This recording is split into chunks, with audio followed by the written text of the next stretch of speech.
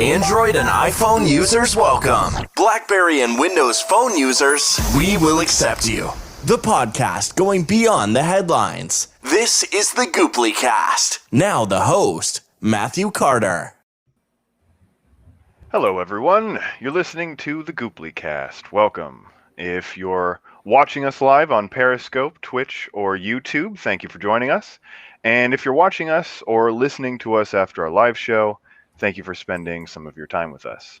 And if you're a fan of iHeartRadio, you're now able to find us in the iHeartRadio app on Android or iOS, as well as the iHeartRadio.com website. I'm your host, Matt Carter. With me today is Matt Evans. Hey, Matt. Hello. As well as Roy Slapinski. Hey, Roy. Hi. And Tim Van Claveren. Hey, Tim. Hello. On this show, we'll be talking about cloud storage and VPN services. Last week, we talked about a few Black Friday deals, and I found a cloud storage this week that has a Black Friday sale, which I did not think I would find, but found, I don't know, kind of cool. So we have a Black Friday cloud storage sale to share with you guys. But before that, how have you guys been? Good. It's been a week. Isn't it a week every week? Well, for those of you who don't know, I work retail, and leading up to Thanksgiving is always. I'm ready for. Tomorrow's my Friday. One more day. I have the next 2 days off after that, and then I got like a week before Christmas really starts hitting in. Yeah, like working retail, you immediately want a Friday every day. You're like, please let this day be the last day, but luckily for you it is, which is great. So cloud storage. I personally use Google Drive, and the reason why we came up with this topic was because Google Drive is kind of not fantastic for cloud storage. And we have two people on the podcast, Matt and Roy, who use iOS. Matt, who uses iCloud very heavily and sings its praises. And Tim, I'm not sure what cloud storage you use if you do use cloud storage.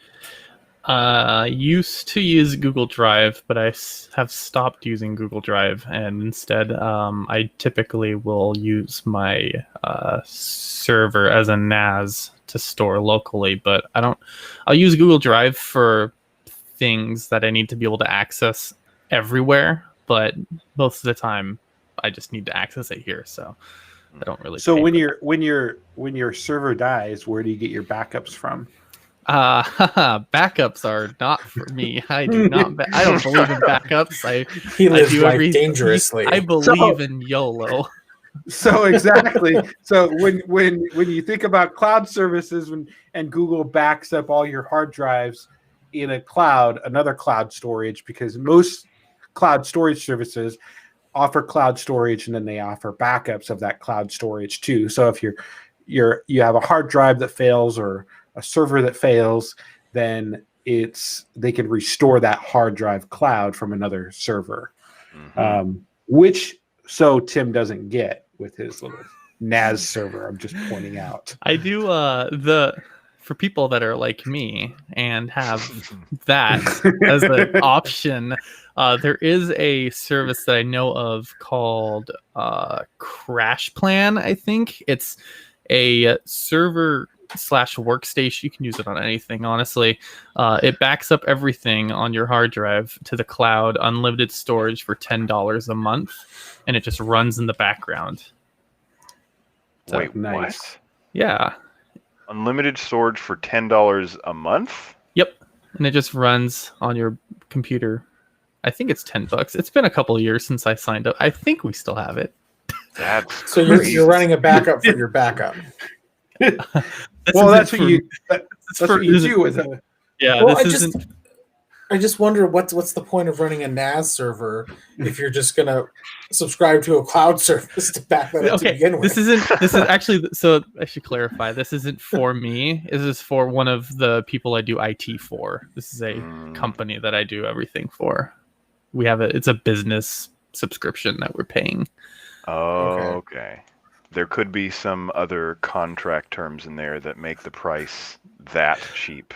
I don't think there was. I think I just signed up with an email account and they were like, here you go.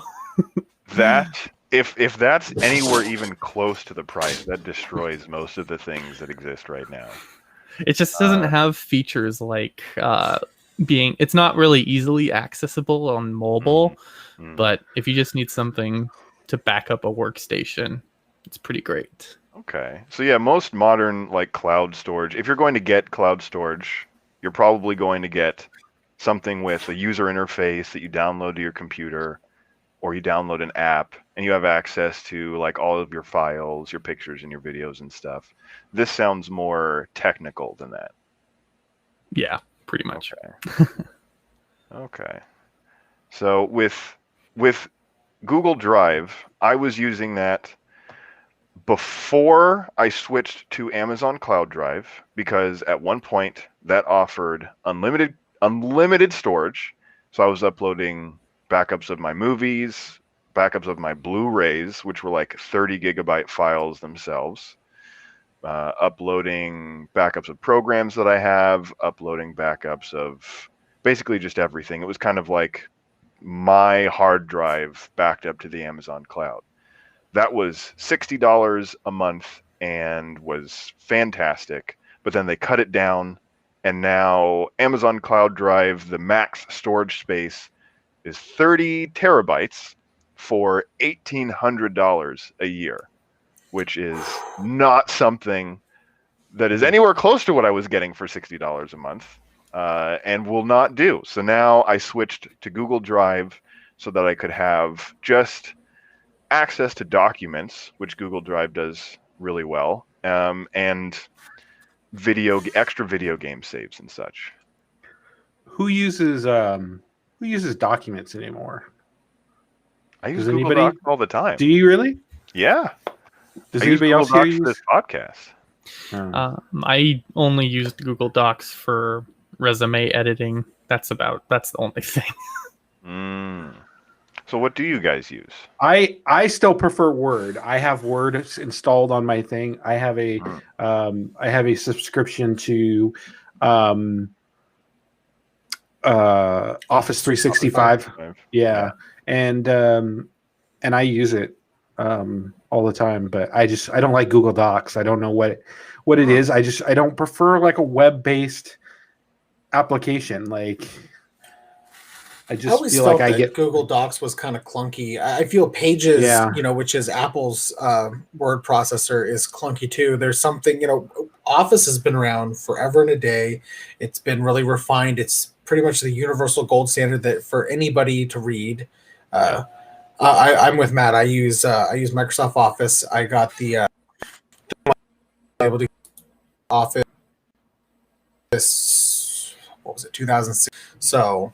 2016. I don't remember the year, but $10 got it, and that's what I use for on my MacBook. And I do have Pages. Pages is free for people who have a Mac, but I don't prefer Pages either, because I just don't feel like it you can't send it to somebody else with a non-Mac, and it work completely good.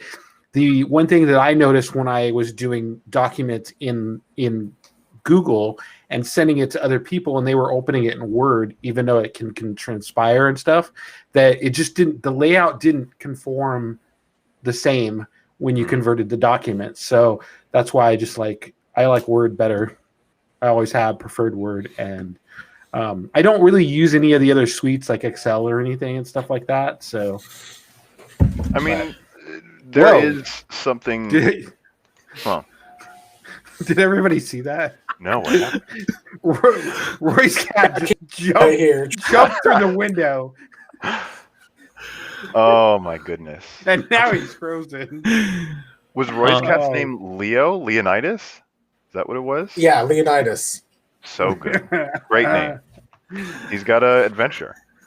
Yeah. One service when I was in high school, I used to use Google Docs religiously because I thought it was genius. I could edit a Word document on my phone. That was it was my favorite thing. And then I got a Mac when I was a senior, and I started using Pages, and I love Pages, but it was always a pain to send a Word document to a teacher for editing. So I always had to export it as a Word document and send it. But Pages is great. But right now, just Google Docs if I need to write anything.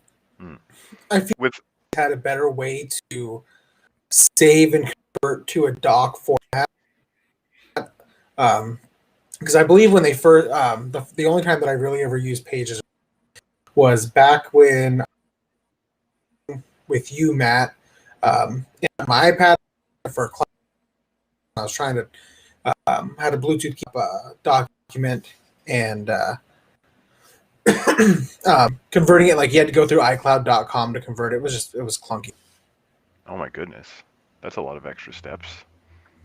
It is. At least with Microsoft Office and like Word specifically, that's like, the industry standard. If you're working in some business, there's a super high chance that someone's going to have Microsoft Word, and it has every conceivable word processing feature you'd want, and you don't have to go looking around for anything else. And if you work for some company, you probably have either direct access to Microsoft Word, or I don't know, maybe you can get some kind of like discount deal through your business to get Microsoft Office at home, which I think helps Microsoft remain dominant in that kind of space. One of the things that's interesting about Google Drive and just like the Google Office suite in general is that I know that they have made a lot of headway into schools. So like kids are using Chromebooks and like the Google suite in schools.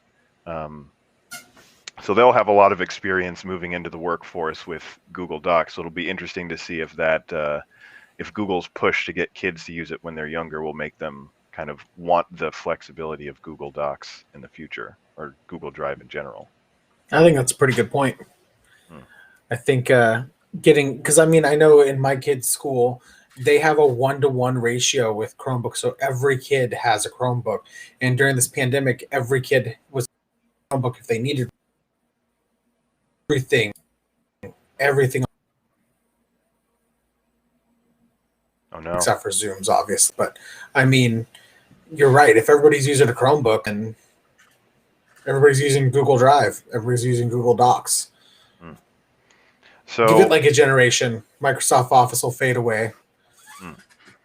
And that's possible. People might just be more used to it versus Microsoft Office, because that's what I know Word and like Excel and Microsoft Access. I know the Microsoft Office suite because we had to use it in school and learn with it. I don't use it primarily now because I like the flexibility of Google Docs and all of that. But like the prices for the cloud storage are just really abysmal for what you get. Almost every other cloud service has like better cloud storage features, or just better prices in general. So like I was looking up the prices for Google Drive, and they give you 5 gigs for free. For the tier that I'm at right now, it's 200 gigabytes for $30. Then the step up is 2 terabytes for $100. Whereas you could go with iCloud and get 2 terabytes for $120. Is that yearly? That is yearly, yes. Okay. Yeah, so that's yearly, which integrating Google Drive with like your desktop, your phone, and I don't know, anything else you might want to integrate it with, some kind of server, a Raspberry Pi or something, is a lot more complicated than just having an iOS device and installing iCloud and maybe configuring a little bit, and then you're done, and Apple kind of seems to take care of the rest in the background, or at least what's your guys' experience with iCloud? So iCloud has generally the same subscriptions. So it's 5 gigabytes for free with iCloud, and then you get 50 gigabytes for 99 cents, 200 gigabytes for $2.99 per month, and then $9.99 for 2 terabytes of storage. And then obviously if you do the Apple One plan, for the individual plan, you can get 200 gigabytes included in that. For the family plan, you get family plan. Yeah, family plan, you get you get 50 gigabytes, I think, with the entry level plan. You get 200 gigabytes, and then the family plan, you get the 2 terabytes, I believe. Yeah, I mean, it's pretty much the same. You can share it with your family. You can share it with your people who are in your iCloud drive. The one thing that I like about, and this goes to my music. So prior to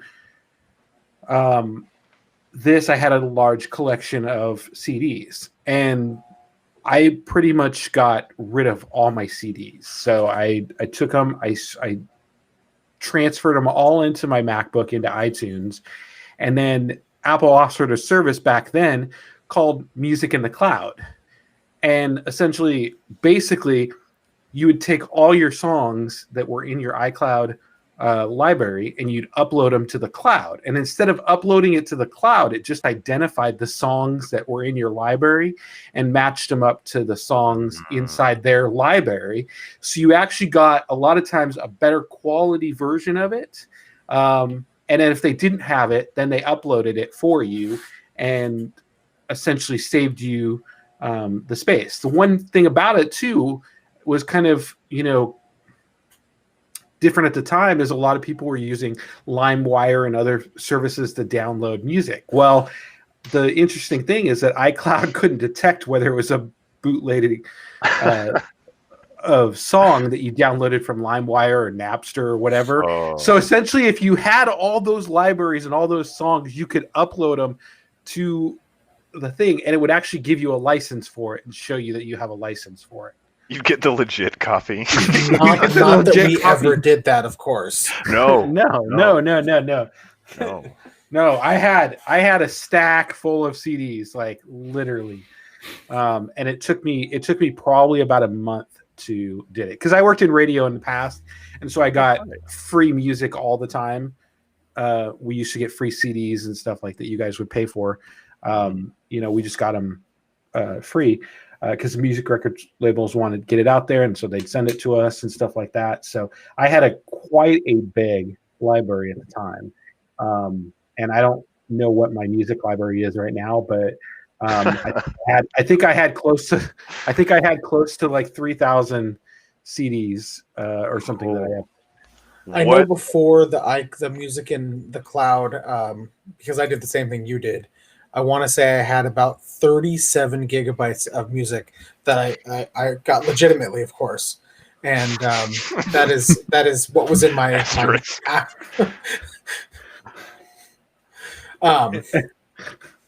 that was what my library was prior to Apple Music. Now, of course, my library has grown because my musical interests have grown, but that was a pretty awesome service that they offered back then. And do you guys purchase music from Apple Music now, or do you mostly do streaming or like Spotify or something like that? Yeah, so because I have Apple Music now, it's included in my Music in the Cloud subscription. You did have to pay for Music in the Cloud. I don't remember how much it was. It was like $4.99 a month, I think. It wasn't expensive. It wasn't expensive at all, but it was definitely well worth the investment of that. Now, with that, transferred over to Apple Music, and the same thing. My Music in the Cloud is still there. It still shows that it's up there, and I can download it at any time. But I just don't, because I use streaming services now, so I don't buy any songs at all. But if I did want to leave Apple Music, I could download all my music from the cloud to my computer or my device, and then cancel my subscription and have all those songs on my Mac or whatever device I'm using. How would you go about like recovering your like songs or maybe pictures or something from the Apple service? Because is it something that you'd have to do like file by file, or is there some kind of batch download process that you're? I think I can do a batch download, because when I look at if I open up my Apple Music app, it'll show whether I own it or not. And then if I don't own it, it says it says provided by Apple Music in the little section there, and then I think I could probably just select all and do a download with Apple Music, but I haven't tried it because I just don't really want to download all that stuff to my computer and take up all my storage. Understandable. And Photos in iCloud is basically the same thing. If you go to iCloud, you went to iCloud.com, just looked at your photos right there. If you're on like a PC, you can just select the ones you want and boom, just download them. And the thing that I like about iCloud too is that so my documents are automatically uploaded to my iCloud storage. I have 2 Macs, so both my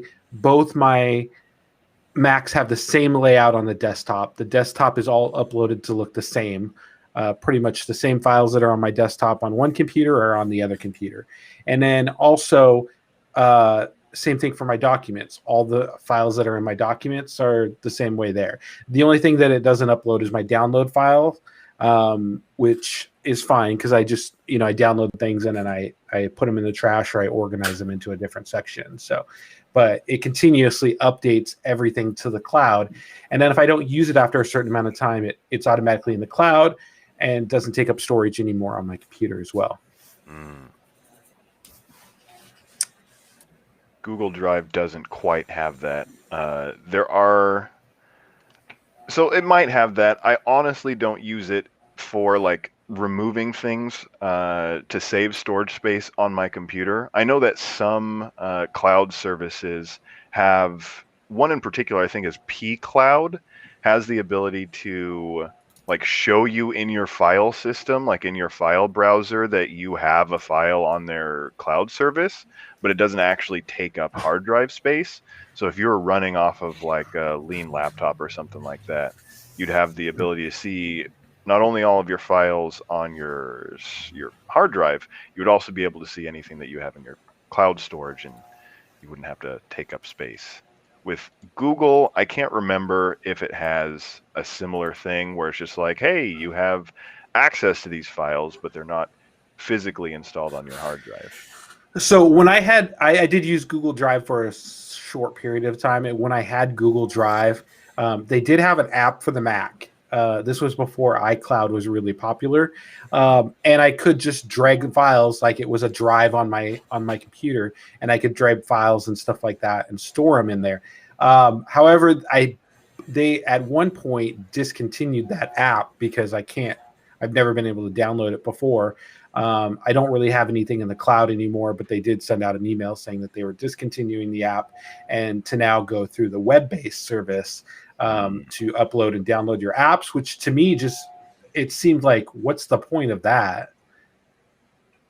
Yeah, I want everything like accessible from my desktop, not having to go to some web app or something. It adds extra exactly. And still, the best thing about iCloud is you don't have to do anything. It's just there. Like Matt said, my desktop is there. I don't have to do anything. It's already saved there. My clouds, not my clouds, my photos automatically back up to iCloud. My music is there. Everything is there. Once you've set up your Apple ecosystem, iCloud does everything on its own and you don't have to worry about it. And you have the best privacy ever. That is true. I don't know if I ever told you this, but you can go to Apple, you can go to Google, and you can go to Facebook, and you can ask them for a copy of all of your data they have on you. And I did this almost a year ago. I did this, and Google had 10 gigabytes of compressed data on me. I can't remember how much Facebook had. Apple had 1.5 gigs of compressed data on me, and most of that was my phone backup. And sorry, could you repeat that last bit? Most of that, and then you kind of cut off. Most of it was my phone backup. Okay. Like Apple. In other words, Apple doesn't track every little thing you do. Every little thing you do, like Facebook and Google, because they rely on advertisement, and Facebook doesn't. Apple doesn't. They offer it as a service, essentially. And that's kind of what you get from the Apple ecosystem. So, It would be very interesting to download that package of compressed data just to see the kind of information that they have on You can do it, actually. the kind of like cross-referencing they might do of my likes and stuff. I challenge you, go ask Google. It'll take a couple days for them to actually get it to you, but I challenge you to go ask Google for a copy of the data they have on you. You can Google how to do it. I can't remember. There's a form you have to fill out. And ask them for the data you have on you, and you'd be surprised at how big it is, how much information they are collecting off of you every day. So I remember when I got my Pixel, I was like, oh, this is really cool. So I signed up for it and everything. I put everything in there. I signed into my Google account, and then literally,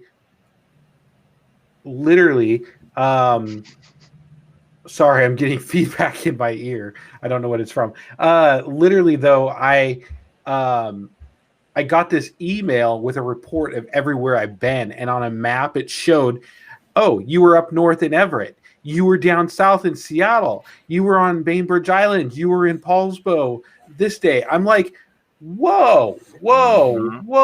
Like, literally, why are you tracking that much information on me? You can and go then they try to gamify it. Maps. Yeah. You can go into your maps and see a line traced for each day that you have like location services enabled on Google Maps of where you've been and how long that you were in that general location. Yeah. No, I turned that off. I'm like, no way. This is like.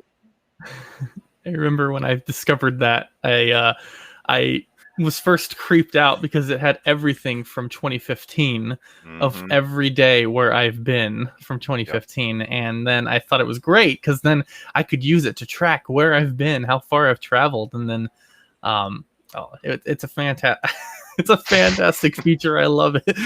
Just to be able to figure out where I was and how long I was there for. Except when somebody else hacks into your account, they can also find out exactly where you were. You set two-factor authentication. Does anybody realize that our conversation just gracefully segued from cloud to online security? Yeah. I think they kind of go together. Absolutely. Like, there are cloud storage services that prioritize different levels of security. So, like, Google, and I don't think Amazon, I'd have to double check with Google because I can't remember. At least Amazon does not encrypt your cloud storage data on their servers. So if someone hacked the cloud storage service to get your information, some data from you, your pictures, your videos, or whatever, they just get that without any difficulty once they get in. But the service that I mentioned earlier, pCloud, I think for an extra fee, you can encrypt the data on their service so that it's at least protected. But with iCloud, that got hacked in some way. Is iCloud stuff protected? I don't know that it is. Like, is it encrypted? It's not end-to-end of encryption, but I don't remember iCloud being hacked. When did you think it was hacked? This was like the big celeb. The celeb thing. Yeah. I do remember that. Yeah. It was in like 2014, I think. The way I see it is... Yeah, so the hacker that got naked celebrity photos, yeah. If it's out there and somebody wants to try hard enough, they're gonna find a way eventually. I mean, if let's face it, the software was built by a human being, it can eventually be torn down by a human being. If you try hard enough. Does that necessarily mean that it wasn't encrypted? No, I'm pretty sure Apple did have it encrypted, but that doesn't mean that somebody didn't break the encryption. Once again, you have a celebrity that has naked photos on iCloud, and you have a bunch of nerds that are sitting around. Like, what did you think was going to happen, guys? I'm just throwing that out there. That's fair. So, end-to-end encryption is available, but you have to have two-factor authentication turned on for your Apple ID. Yes. So, which you should. Which you should. Like, absolutely. Like, if you don't have two-factor authentication turned on, then you don't know what you're missing, because like people can steal your data, people can hack everything. One thing that I use and everything is absolutely a password manager. I have a password manager. 1Password stores all my passwords for every different thing. And what I did when I first did this is I used to have 1Password that I would use for like every little service. Now I have a phrase that I use to enter that. It's not a weird password or anything, but it's a phrase that only I know and I put in there. And it's a long phrase, like a sentence long. And then all my passwords in there are stored, and none of them have the same password. When I sign up, I go in there. The first thing I do when I do thing is I go in there and I generate a new password, I generate a new login, and I file the password under logins, because that's going to save you if your data gets stolen or whatnot.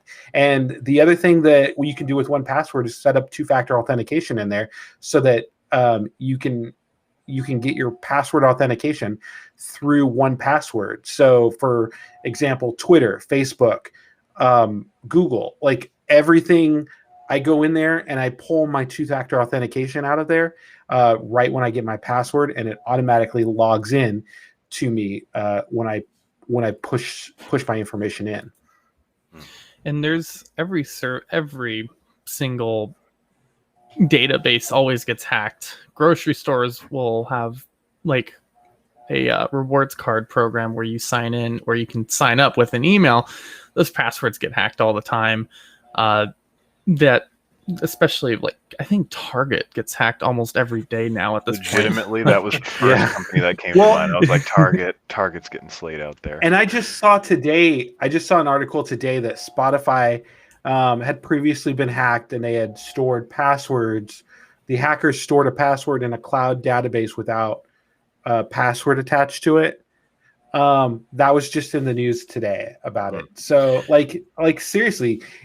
And the other thing too with 1Password is it pops up and it tells you if your data has been compromised. If my data is compromised and my information is found on the dark web, then I automatically get an email saying, hey, this password has been compromised. We found it on the dark web. You should change it right now. And that's what I do. That's from the 1Password service that you use? Yep. Okay. There's a website, I don't remember what it's called, but you can enter your email address in, and it will tell you pwned or something like that. Yeah, and it will tell you every time your email's been found in a database hack. And I've had it happen. I was going through it not too long ago, and I had about, I think, 9 or 8 times where it's happened. So now I'm in the slowly painful process of going through all my passwords and making sure each one is secure. You should use some 1Password. I signed you up can in do like 2017. I have LastPass is what I use. So you can go into 1Password and you can say, show me all the passwords that have the same password. And what I did is I just went in there and I went right down the line, and I started going to the websites and I started changing the passwords for every single one of them. I spent like a day when I signed up for 1Password on Matt's recommendation, going through and entering all my credentials. And as I entered each account, I generated a new password, went to that website, changed the password.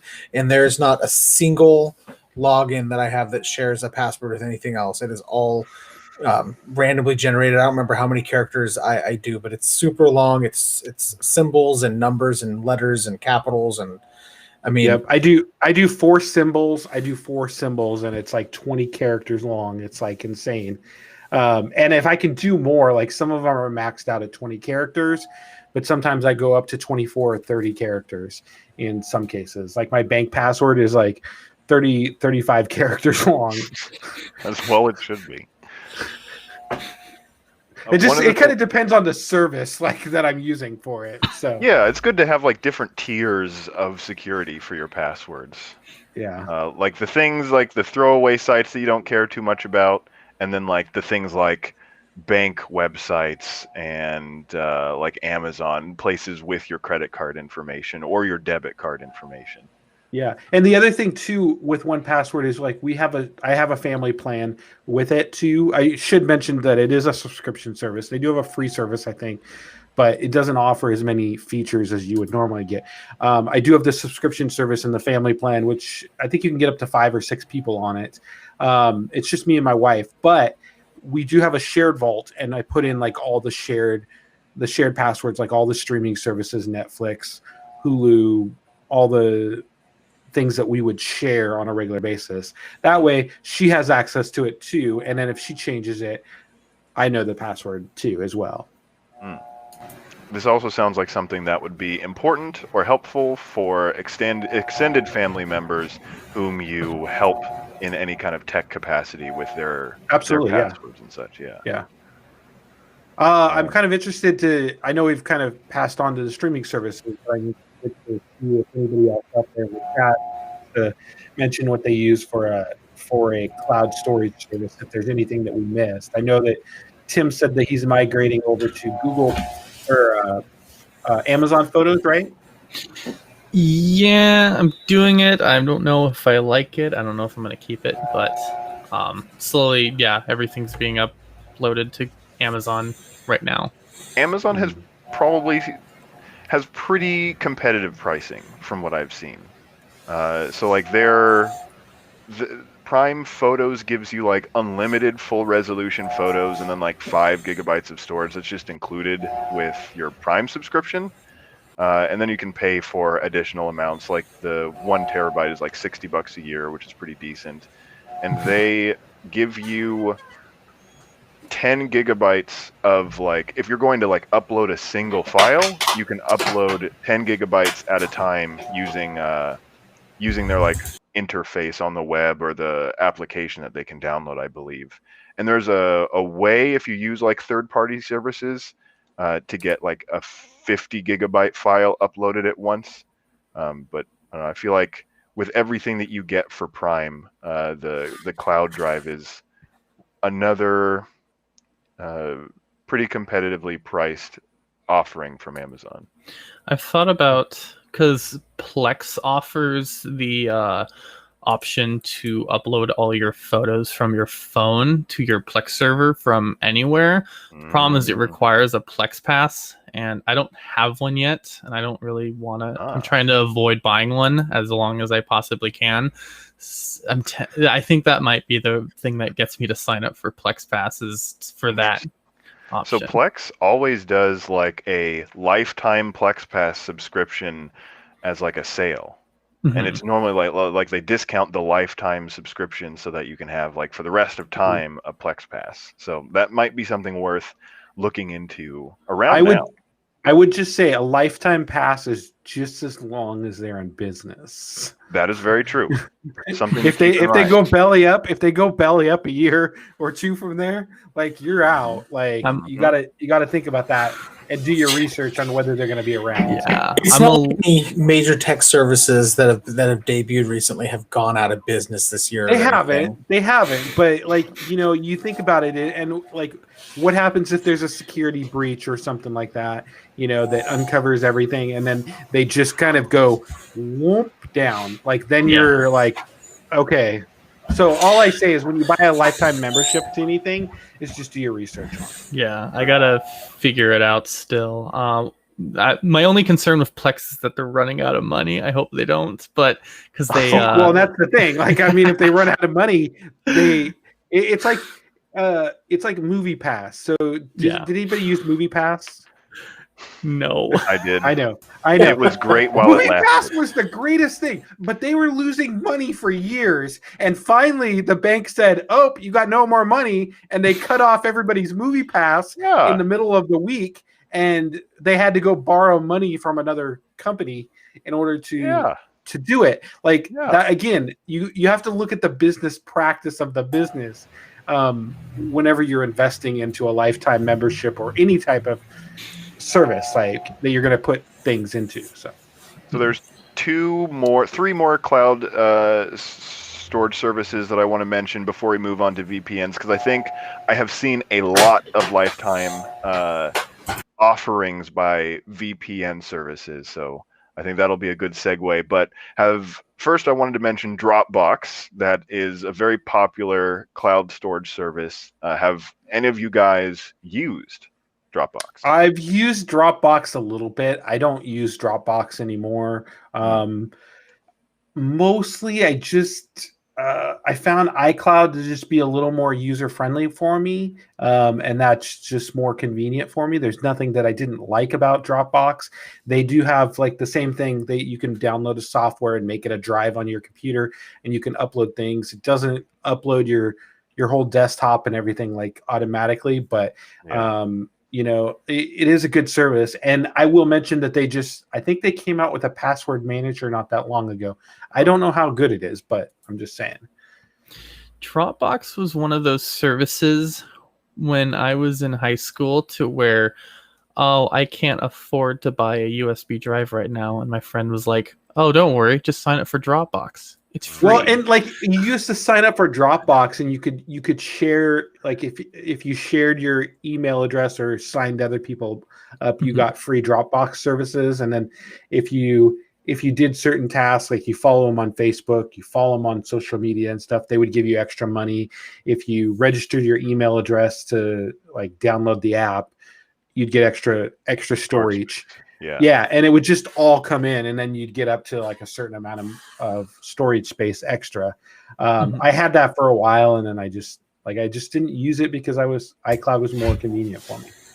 I think I only ever used Dropbox to share stuff with you, Matt, and I've used it to back up my 1Password vault, and that was it.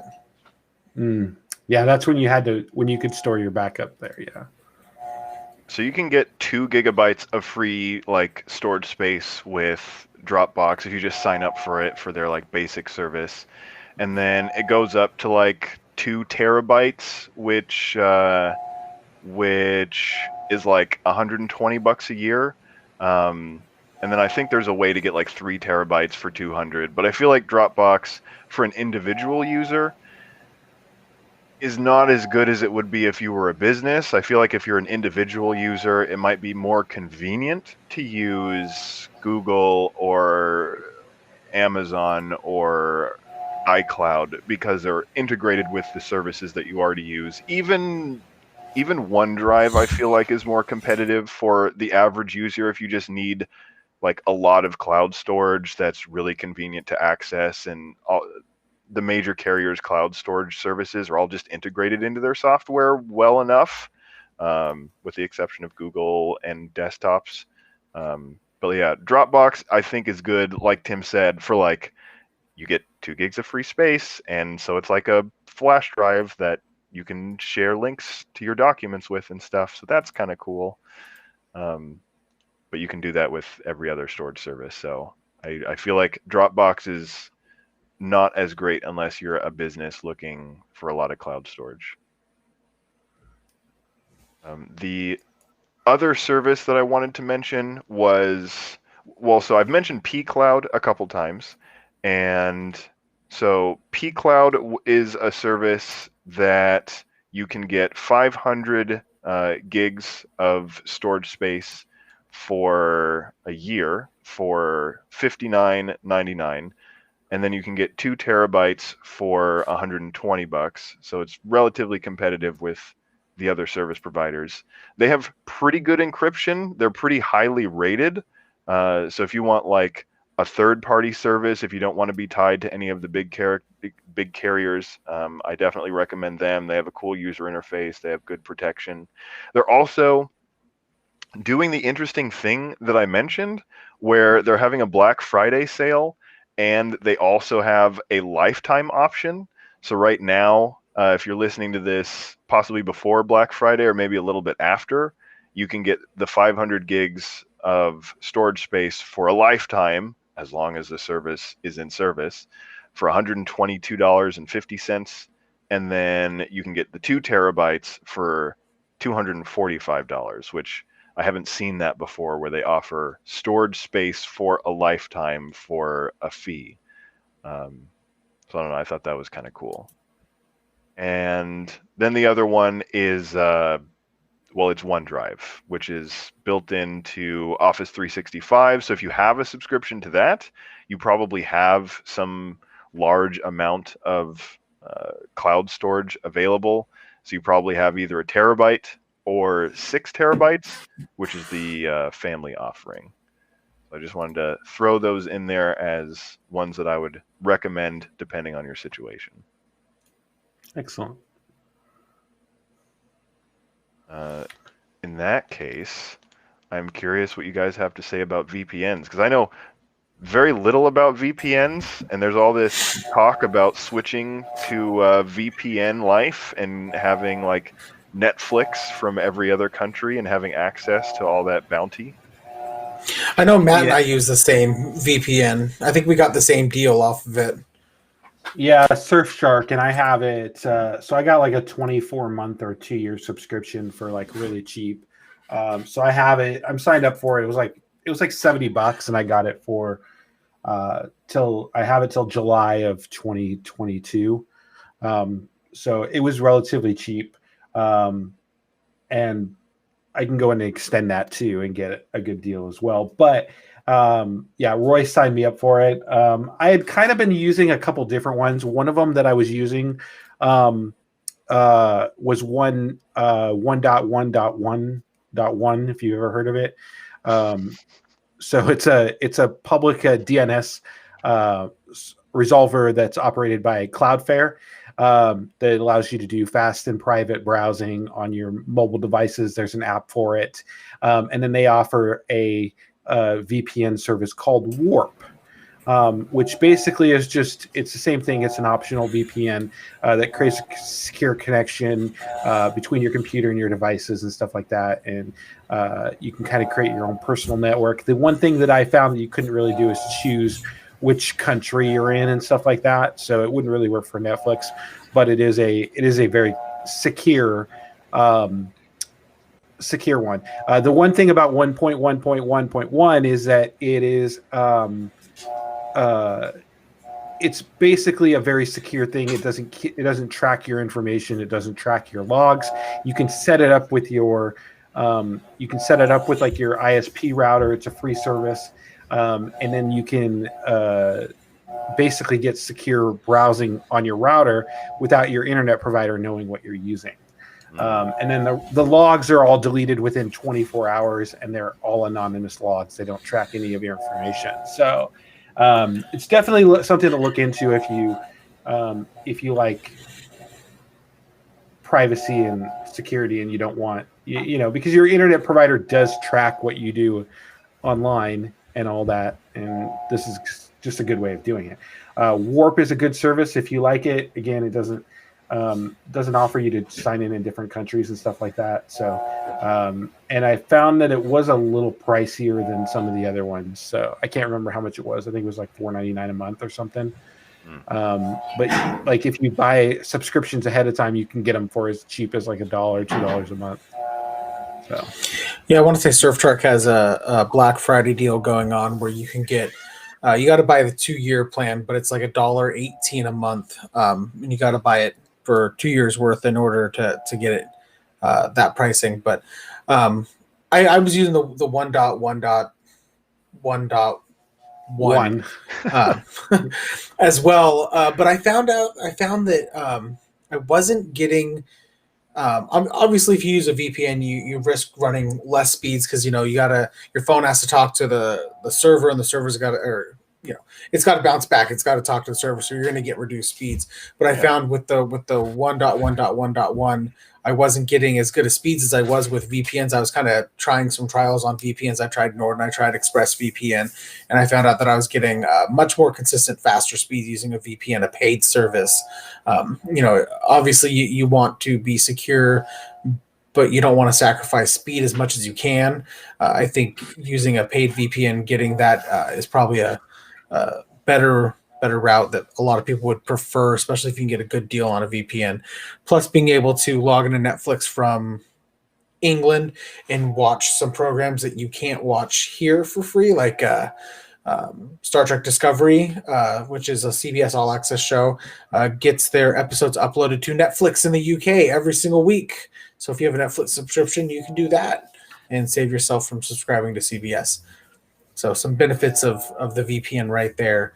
Not that streaming services are okay with you doing that. Obviously, you can get banned by doing stuff like that. So Netflix, I don't do that. So CBS, just for a price comparison, so CBS All Access is like $8 a month or something like that. $9.99. They have two different tier plans. If you want the ads or without the ads, and I can't remember what they were. I know one of them is the $9.99. But if you're paying $9.99 a month for CBS All Access, or you buy, like, say, this Surfshark thing at a really good deal, like Matt and I did, and you're paying $1 something a month for 2 years, obviously you're getting more bang for your buck buying the VPN and, you know, getting something like Netflix out of the country to watch Star Trek Discovery. Obviously, you're not going to get all of CBS All Access's shows. Like Picard is not available. Star Trek Lower Decks is not available. So if you were trying to get all those Star Trek shows, it's just Star Trek Discovery. But I mean, just go check other countries. I had a buddy that was telling me about some movie. I can't remember what it was. And I was like, oh, I wonder if that's available in the UK. And I pulled up the UK. I'm like, oh, it's not there. I wonder if it's available. It's available in Germany. I found that out. So, I mean, chances are there is a streaming service that will have what you want to watch in some country. You just kind of have to do the work to figure out where it is.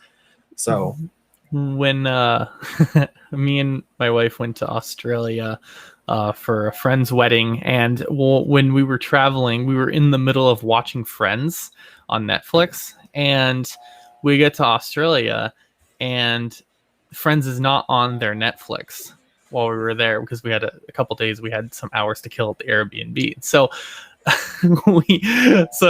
I had to log into my VPN and VPN into the US for us to be able to watch Friends while we were in Australia, which was like the stupidest use for a VPN. That sounds exactly like what a VPN is for. Yeah, that's exactly helpful. I mean, I watched the Big Bang Theory on a VPN through the UK.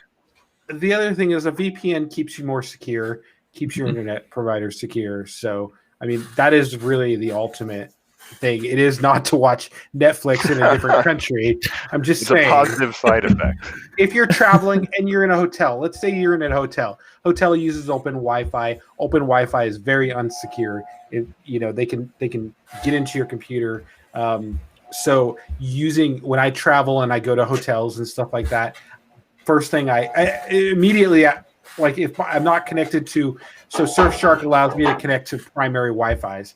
And if it's my home Wi-Fi, if it's my work Wi-Fi, it doesn't activate my VPN. But if I go to work or I go wherever, and it's not one of my primary Wi-Fi that's secure, or I know it's secure, then it will automatically start VPN and give me a secure connection. So really, honestly, a VPN is there to help you actually keep your data secure when you're out in public, whether it's a coffee shop, a hotel, even on airplanes.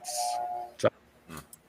There was a fantastic video from a YouTuber I watch. His name is Network Chuck, and he did a fantastic video on why using VPNs at coffee shops are important, because he, with, of course, his wife's permission, he had his wife on her iPad, and he set up a Raspberry Pi as a Wi-Fi network and created his own, like, Facebook.com locally on his computer. And so then when she went on her iPad, she connected to Starbucks Wi-Fi, which was his Raspberry Pi, and he made Facebook.com so when she entered her password in, or even if, like, it was a bank website, it would enter it and then save it on the Raspberry Pi itself, so then he could access the password later.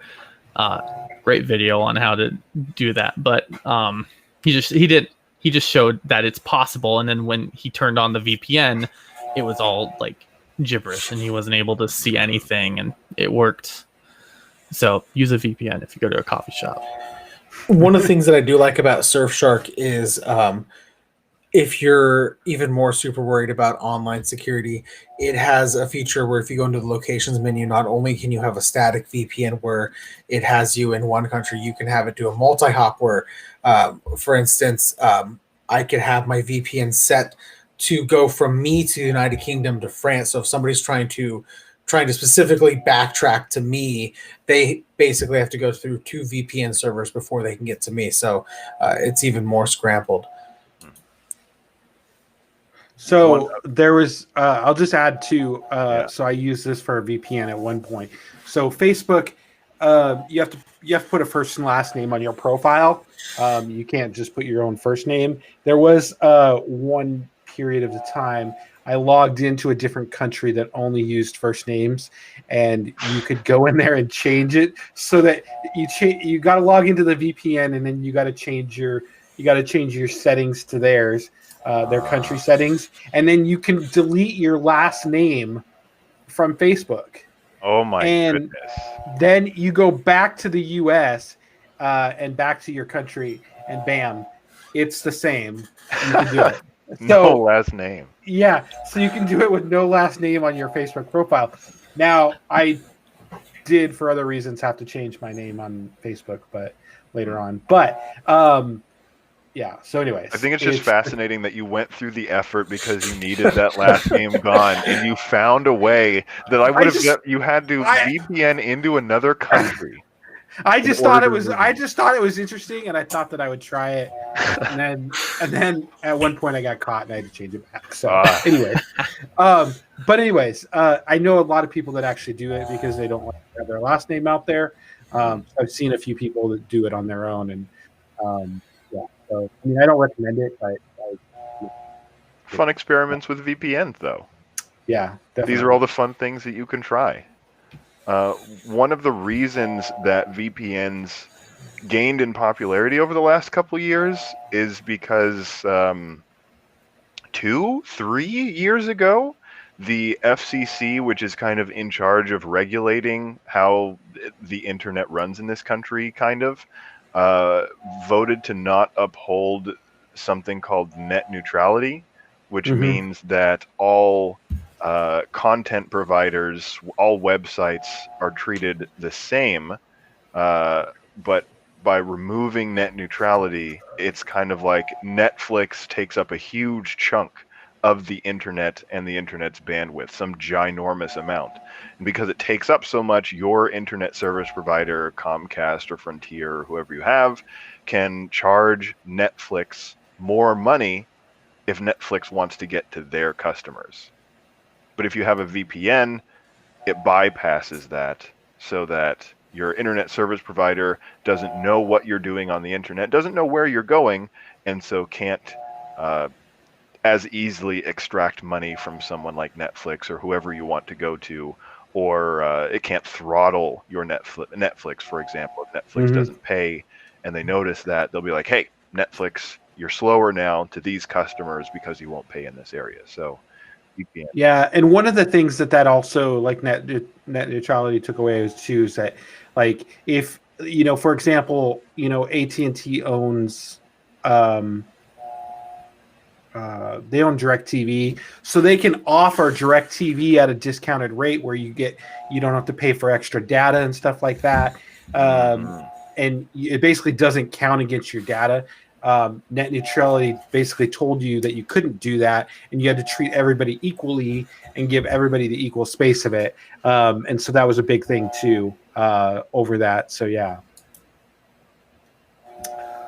hopefully that will return someday. Hopefully.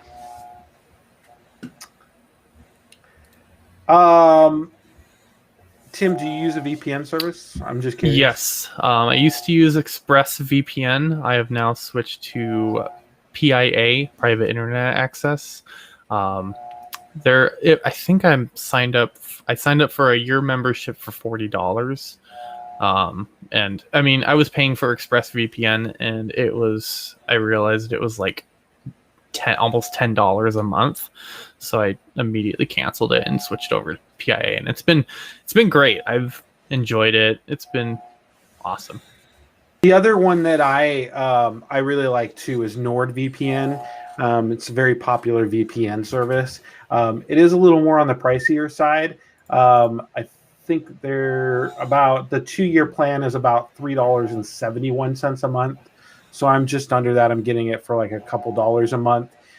You can get the 1-year plan for $4.92, or the 1-month plan, and that's $11.95 a month. So yeah. Best user interface though. It does. Like, I really do love their VPN service. It just I don't know. Like I mean, there's things I don't like about Surfshark. I like NordVPN better, but the price just isn't there right now. That I would do it, but if I could get a better deal on it or whatnot, I would definitely switch back to NordVPN just because. Agreed. It's a very excellent service. So NordVPN, if you're listening and you want to give us all free accounts, we will take them and speak very highly of or just a better deal than what Surfshark gave us, or at least a more competitive deal. Yeah, but they're really popular, especially on all the devices and stuff like that. If you're looking for and this is the other thing too, you want to check out your VPN service and make sure that it's a reputable service and not gonna sell your information and stuff like that. So do your research before. Check out reviews from other companies and other participants as well that use the service as well. The one thing that NordVPN does is give you a 30-day money-back guarantee, and you get 3 months free if you sign up for the 2-year plan too. So definitely worth checking out. I will recommend NordVPN till the day I die because they do offer a great VPN experience. So. Wonderful. I think that wraps it up for VPN discussions then, unless you guys had anything else you wanted to offer, any other VPNs that we might have missed? Nope. All right. In that case, we will conclude the Goopply cast here. Thank you all for joining us so much on this episode of the Goopply cast. You'll be able to find our replays on YouTube and the podcast version of our episodes on all your favorite podcasting apps, including our new home on iHeartRadio. I've been your host. Yeah, it's awesome that we got that.